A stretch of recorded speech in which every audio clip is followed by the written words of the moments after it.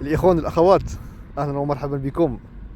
مكناس اللي كانت في وقت ليس ببعيد كتألم تحت وطأة الجفاف عادت اليوم لتلبس ردائها الأخضر وكأنها تستعيد حياتها من جديد.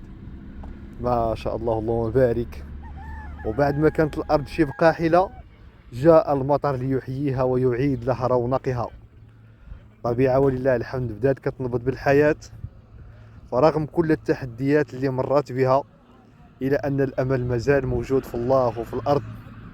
هاد الأرض ديال الخيرات، ما شاء الله اللهم بارك. كيف كتشوفوا طبيعة خضراء